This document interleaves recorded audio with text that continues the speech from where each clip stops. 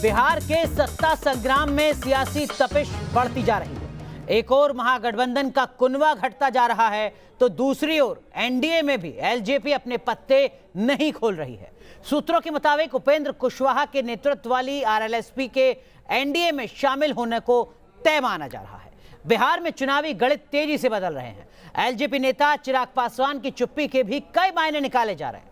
हालांकि सूत्रों का कहना है कि अब चिराग के पास ज्यादा विकल्प नहीं बचे हैं, लेकिन इन सब के बीच बड़ी खबर इस वक्त की क्या है, बिहार के चुनावी घमासान से जुड़ी, वो आपको बता दें। दरअसल में जो तमाम दल हैं उन्होंने अपने किले मजबूत करने की कोशिश शुरू कर दी है। उपेंद्र कुशवाहा एक बार फिर एनडीए में शामिल हो सकते हैं। 2014 में उपेंद्र कुशवाहा एनडीए का हिस्सा रहे हैं, मंत्री रहे हैं, लेकिन अब एक बार फिर दोबारा से एनडीए में वो जा सकते हैं। बीच में कुछ नाराजगी के चलते उन्होंने एनडीए से अपनी दूरी बनाई थी, बीजेपी से अपनी दूरी बनाई थी। इस बीच एलजेपी प्रमुख चिराग पासवान ने भी अपने पत्ते नहीं खोले।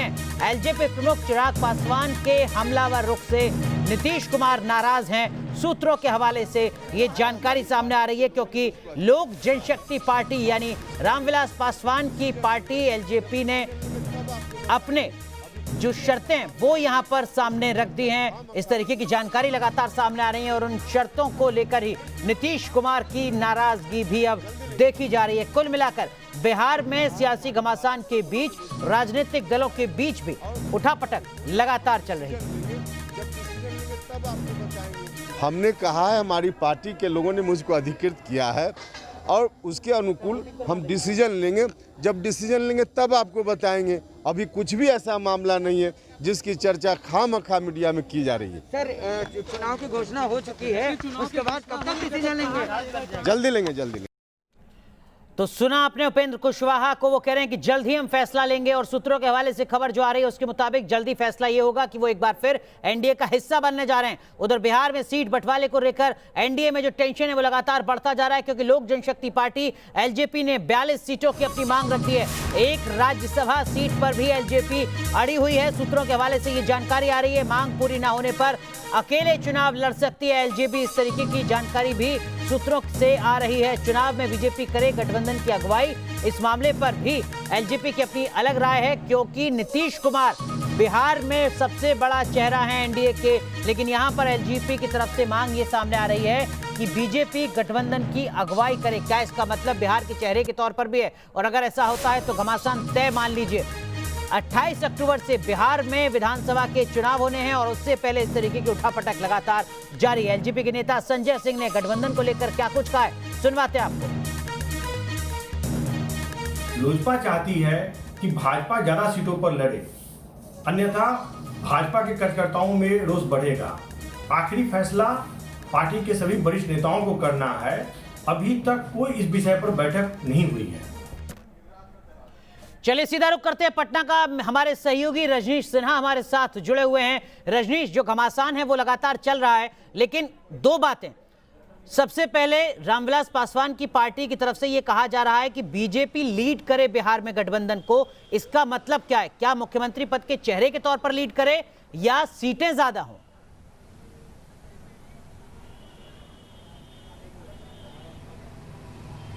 देखिए अनुराग, इस वक्त डाल में पात वाली परिस्थिति है। जो परिस्थिति है उससे एक बात तो बिल्कुल तय है कि जदयू और लोजपा के बीच तल्खी बढ़ते जा रही है, दूरियां बढ़ते जा रही है। और अब जो परिस्थिति है इसमें ये समझ पाना बहुत मुश्किल है कि आगे ये तमाम दल एक साथ चुनाव में कैसे जाएंगे।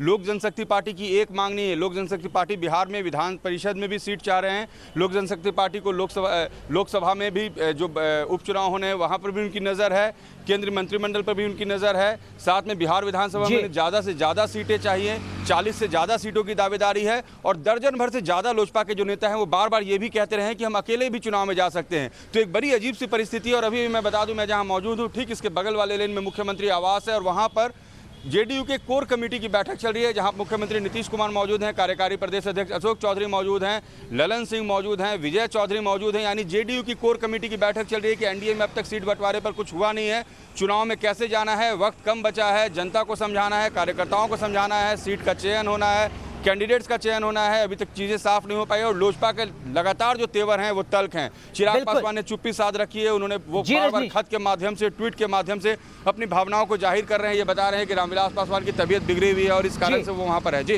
बिल्कुल रजनीश, जेडीयू की इस बैठक में क्या कुछ निकलता है ये भी आपसे समझेंगे और उपेंद्र कुशवाहा की उम्मीदें क्या हैं ये भी आपसे जानेंगे। लेकिन उससे पहले इस वक्त की बड़ी खबर, चिराग पासवान के रुख पर केंद्रीय मंत्री और बीजेपी नेता गिरिराज सिंह ने कहा है कि चिराग एनडीए के लिए बोलते हैं क्योंकि वो एनडीए का एक हिस्सा है। क्या कुछ कह रहे हैं गिरिराज सिंह, सुनिए जरा। जदयू और भाजपा एनडीए का पार्ट है। पता नहीं आप लोगों को कहाँ बेचारे चिराग पासवान का खफा दिखता है। वो तो इतना प्यार से हंसमुख चेहरा है, इतनी अच्छी अच्छी बात बोलते हैं। वो एनडीए के लिए बोलते हैं, एनडीए के पार्ट हैं और जदयू और लोजपा और बीजेपी तीनों मिला के एनडीए।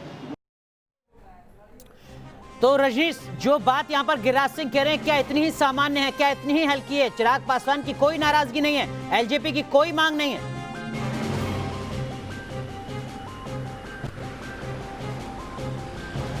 देखिए, यहाँ पर गिरिराज सिंह को समझने की जरूरत है। गिरिराज सिंह वो शख्स हैं जो पिछले एक दशक से सरकार में रहते हुए, एनडीए में रहते हुए, बिहार सरकार के में मुख्यमंत्री के साथ रहते हुए मुख्यमंत्री से उनके बहुत अच्छे रिश्ते नहीं हैं। और जब चिराग पासवान लगातार मुख्यमंत्री नीतीश कुमार और बिहार सरकार पर हमलावर हैं, गिरिराज सिंह ये कह रहे हैं कि चिराग जो भी कह रहे हैं वो सही हैं। यानी उनका सवाल उठाना मुख्यमंत्री पर, जदयू पर, पार्टी पर, सरकार के कार्यशाली यानी सरकार के मुखिया पर, गिरिराज सिंह उसको सही ठहरा रहे हैं। गिरिराज सिंह चिराग पासवान के साथ खड़े हो रहे हैं और चिराग पासवान लगातार नीतीश कुमार और जेडीयू के खिलाफ ट्वीट कर रहे हैं और बातें कर रहे हैं।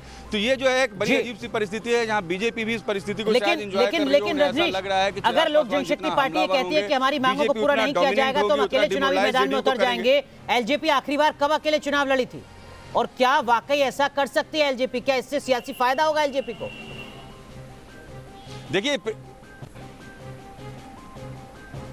देखिए, एलजेपी के लिए बहुत मुश्किल होगा। एलजेपी को पता है कि यहाँ पर जो गणित है उसमें उनका बैठ पाना बहुत मुश्किल होगा। महागठबंधन का एक घेरा अलग है, दूसरी तरफ एनडीए है। एलजेपी अकेले चुनाव में जाएगी, किन किन सीटों पर जाएगी? 143 सीटों पर तैयारी की बात बार बार लोजपा के राष्ट्रीय अध्यक्ष भी करते रहे हैं और लोजपा के नेता भी बताते रहे हैं कि करीब करीब 143 सीटों पर उनकी तैयारी है। तो ये बड़ी तैयारी है। लोजपा का अभी भी जो मास बेस है वो उस तरीके का है कि नहीं, लोगों तक अप्रोच कैसे होगा, चिराग पासवान उतने लोगों तक रीच कैसे बनाएंगे। 28 अक्टूबर को पहले चरण का चुनाव होना है, अभी तक सीटों का सिलेक्शन और उम्मीदवारों का चयन नहीं हो पाया है। तो लोजपा बिना गठबंधन में चुनाव में जाए और बहुत सारी सीटें जीत कर लाए, ये कहना अभी मतलब बहुत जल्दबाजी होगी। लेकिन किस तरह की रणनीति और आखिर कैसे फर्स्ट बिहार और बिहारी फर्स्ट के स्लोगन के आधार पर आप कैसे युवाओं को जोड़ पाएंगे, कहां तक लोग आपके साथ खड़े होंगे, ये लोजपा के लिए चुनौती बिल्कुल आने वाले समय में होगी, इसमें कोई दो मत नहीं है। बिल्कुल, तो लोजपा को भी इस बात का एहसास होगा, एलजेपी को भी इस बात का एहसास होगा। लेकिन इन सब के बीच जेडीयू प्रवक्ता अजय आलोक ने चिराग पासवान पर निशाना साधा है। उन्होंने कहा है कि चुनाव नजदीक आते ही सबका ज्ञान बढ़ जाता है। क्या कुछ कह रहे हैं अजय आलोक, सुनिए जरा।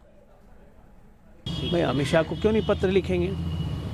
उनकी बीजेपी से अंडरस्टैंडिंग है, बीजेपी के लाई हैं, तो उन्हें स्वाभाविक है अमित शाह जी को पत्र लिखेंगे, उसमें हमें क्या आपत्ति हो सकती है? तो चुनाव नज़दीक आते हैं तो सबका ज्ञान बढ़ता है, हर पार्टियों का, हर राजनीतिक दल का सबका ज्ञान बढ़ता है। तो उसमें क्या करना है? ये तो स्वाभाविक है, नेचुरल है। चुनाव अनाउंस हो गया है, जिसको अपनी राह पकड़नी है अपनी राह पकड़े। जो गठबंधन में रहेगा, एनडीए में रहेगा, वो एनडीए में रहेगा, सब स्वतंत्र हैं। अब ऊँट कौन है, अब पहाड़ कौन है, इसका फैसला तो 10 तारीख को जनता ही ना करेगी। तो रजनीश, सुना आपने अजय आलोक को, एक तरीके से वो तो सीधा संदेश दे रहे हैं चिराग पासवान को, तय आपको करना है, एनडीए का हिस्सा रहना है नहीं रहना है, जेडीयू के साथ रहना है नहीं रहना है।